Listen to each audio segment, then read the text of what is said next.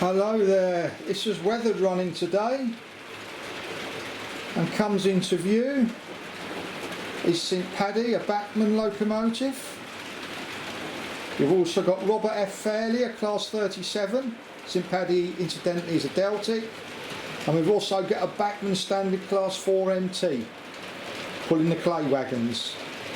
So you've got Robert F Fairlie pulling the regional railways coaches, all weathered. They came weathered, Bachmann models. You have the 4MT pulling the clay wagons, which we weathered. And you've got St Paddy, the green Deltic with yellow ends, pulling the coal trucks that we have weathered.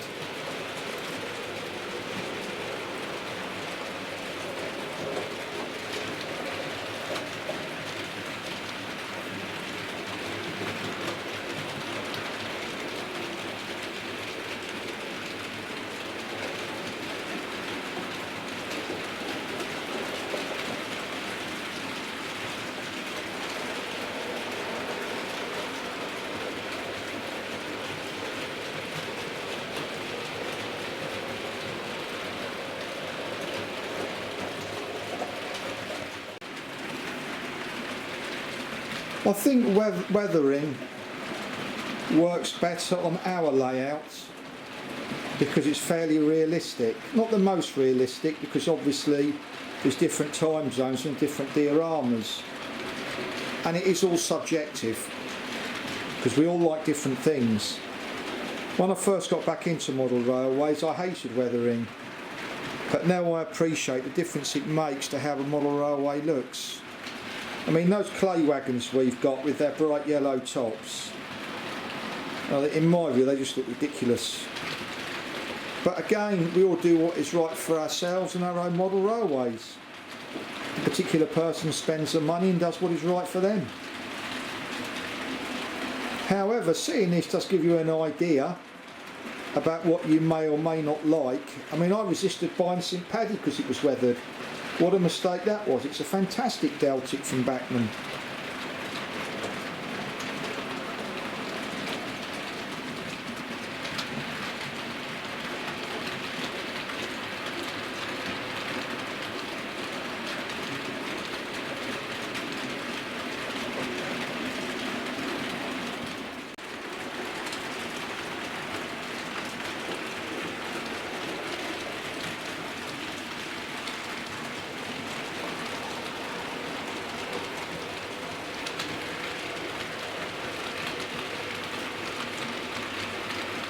I'm only running 5 of these coaches because to have 8 on a loop like this, again it's subjective, in my view would look stupid.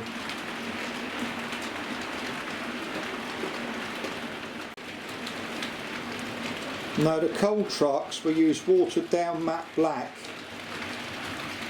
Just let it get dry, just dry.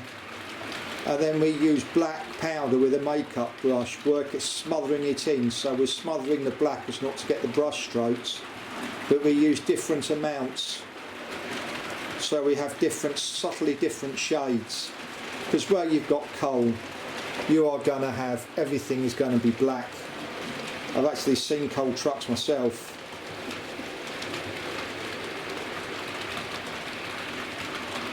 They do look more realistic, however, they're not the most happy, inspiring things in the world you're going to see, is weathered coal trucks. I think it would have worked from our perspective if we hadn't put coal in them to leave them clean, so like they're fresh from the foundry or factory where they've been built. But the fact that we put coal in my view, it looked ridiculous, because what would they do? Spoon in a lump at a time so as not to get the sides not dirty.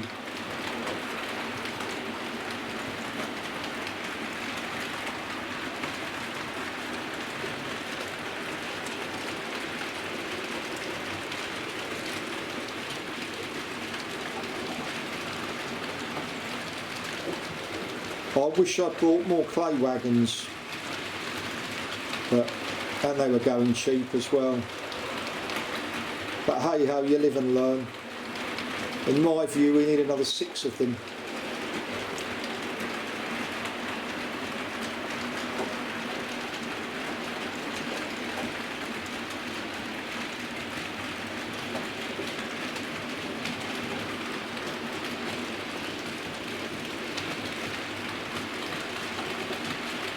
Both the Class 37s came weathered, as did the coaches.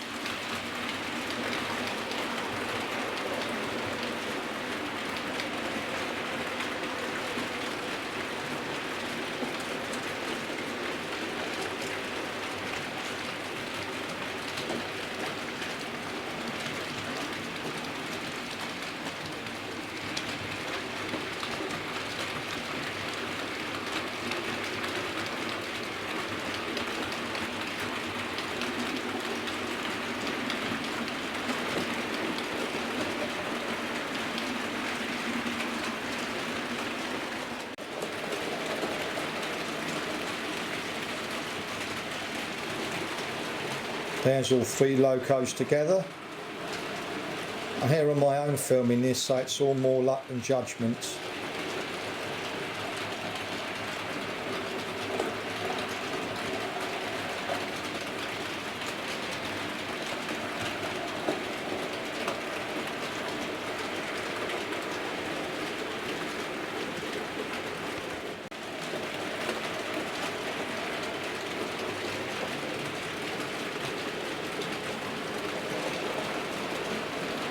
The steam loco, the 4MT, came weathered. I just put coal in it and a crew.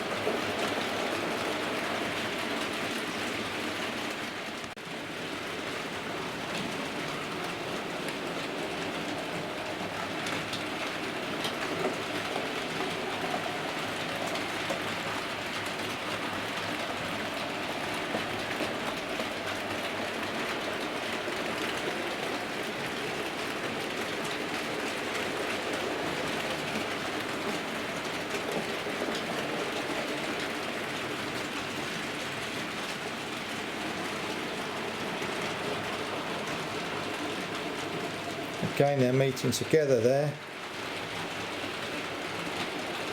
They are slightly different lengths, those loops we've got there.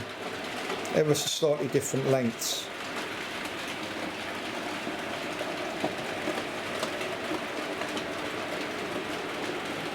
But what I'm trying to do is get all locos so you're getting a reasonable view from all directions. As I say, when I first started modelling, I didn't like weathering at all. I absolutely hated it. But it's strange how we've developed and we've tried to make things realistic within the realms of the subject matter we want to have. I think it works.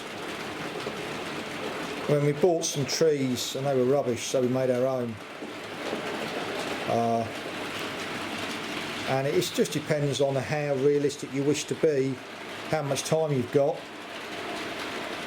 Not necessarily how much you want to spend, because it's not expensive to make model trees. What the cost is the time. It's having the time to do it. And obviously the facilities to do it.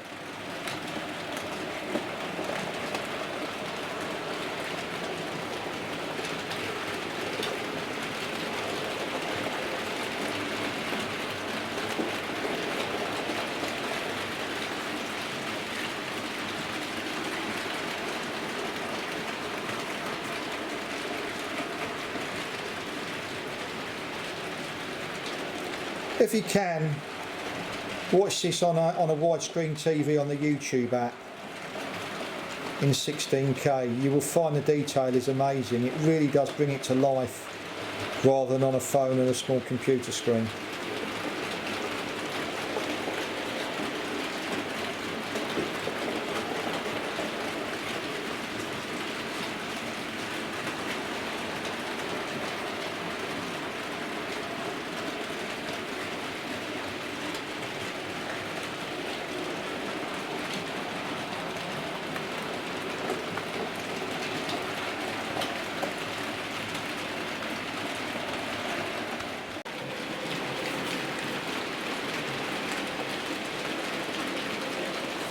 I am rather fond of this panoramic shot.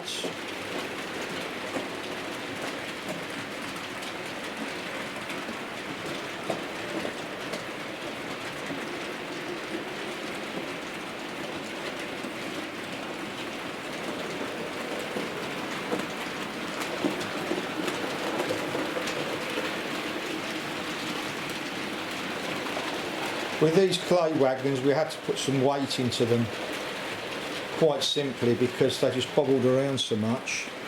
I don't know why, the back-to-backs were fine. So I put 5 grams in each one, and they do ride on the track a lot more realistically.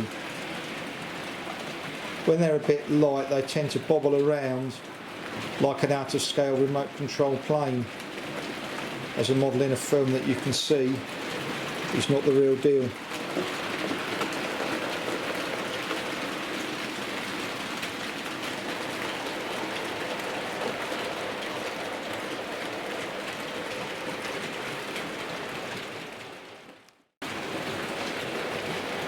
This is one of my favourite shots, where you've got the loco in the background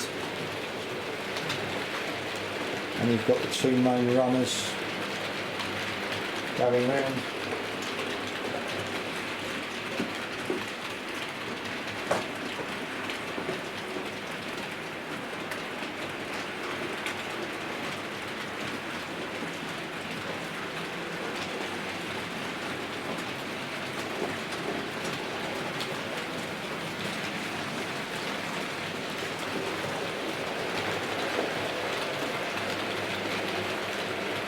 You can see there they've gone slightly out of sync.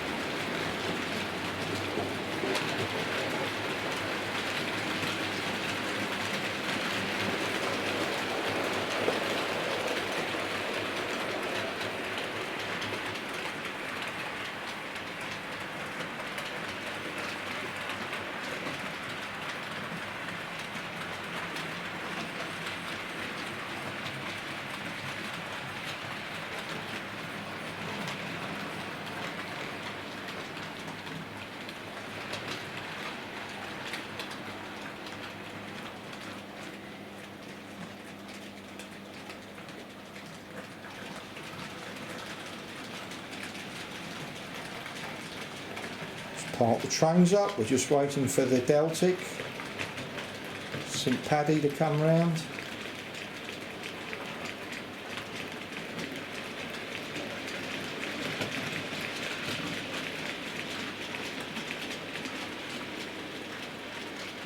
Thank you very much for watching. I hope you found this video informative and relaxing at the same time. Thank you very much.